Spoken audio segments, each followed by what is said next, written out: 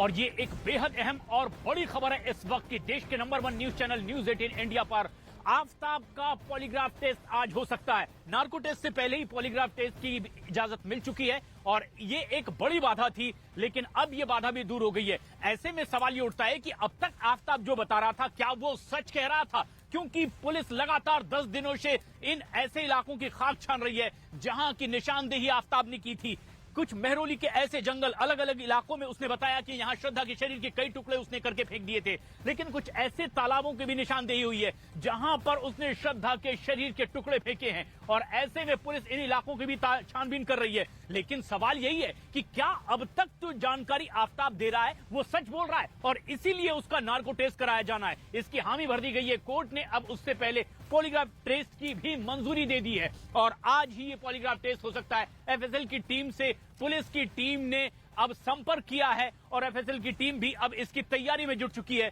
जो polygraph test होना है। दीपक हमारे सहयोगी इस वक्त हमसे सीधे जुड़ रहे हैं। दीपक, अब जबकि एफएसएल की टीम ने तैयारियां शुरू कर दी है, पुलिस ने संपर्क किया है, किस तरह से ये प्रक्रिया आगे बढ़ेगी और आज ये टेस्ट होने की कितनी संभावना?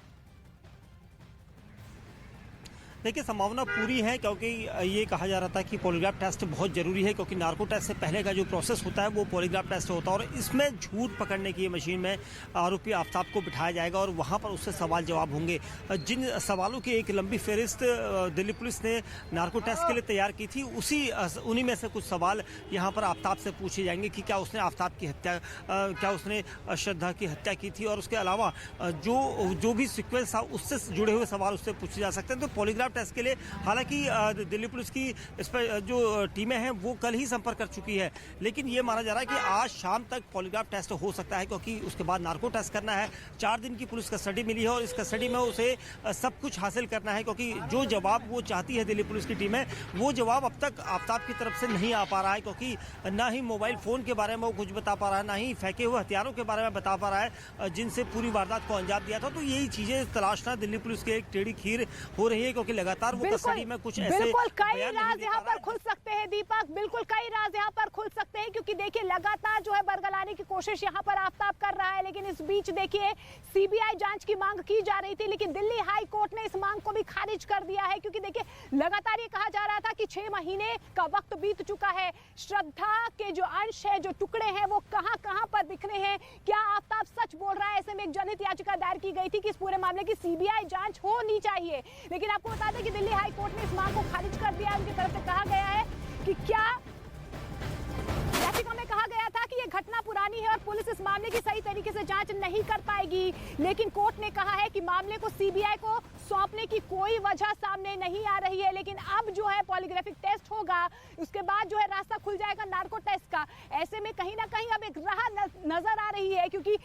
लगातार यही कहा जा रहा है आफताब से कि उसके एंगर इश्यूज थे, गुस्से में मैंने श्रद्धा को मार दिया, लेकिन क्या इस तरीके जो बिहेवियरल डिसऑर्डर यहाँ पर आफताब के थे या गुस्से आने पर क्या आप जिससे प्रेम करते हैं या जिससे आप प्यार करते हैं उसका कत्ल कर देंगे?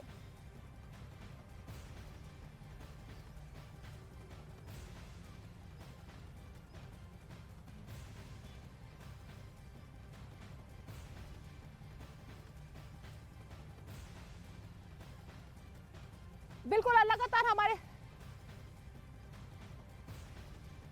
दीपक और ये एक बेहद अहम खबर है इस वक्त की। ऐसे में जबकि अब पॉलीग्राफ टेस्ट होना है, हमारे सहयोगी दिवाकर भी इस वक्त हमसे सीधे जुड़ रहे हैं। ये बेहद अहम बात कि अब उनके दोस्तों से भी पूछताछ हो रही है और जिस तरह से एक एक्टर ने भी ये बात कबूल की है कि श्रद्धा ने उनसे मदद की गुहार लगाई थी, आफताब के ड्रग एडिक्ट होने की जानकारी दी थी। हमारे सहयोगी इस वक्त हमसे सीधे जुड़ रहे हैं दिवाकर, जो पूछताछ अब मुंबई में चल रही है, एक सिरा दिल्ली में दूसरा मुंबई में, क्या अपडेट मुंबई से? देखिए प्रशांत, दिल्ली पुलिस लगातार 4 दिनों से मुंबई में जांच कर रही है। दिल्ली पुलिस की जो 3 अधिकारियों की टीम है उसने अब तक 14 लोगों के बयान दर्ज कर लिए हैं। उन 14 लोगों में कुछ कॉमन फ्रेंड ऐसे हैं जो श्रद्धा और आफताब दोनों को जानते थे और इसके अलावा श्रद्धा के कई दोस्तों के बयान दर्ज किए गए हैं। लेकिन एक टीवी एक्टर ने यह दावा किया है कि श्रद्धा ने उसे संपर्क किया था कि आफताब लगातार ड्रग्स लेता था और उस ड्रग्स को छुड़वाने के लिए उसे रिहेबिलिटेशन सेंटर के जो है भेजने की बात श्रद्धा ने उस एक्टर को बताई थी और एक्टर ने उसे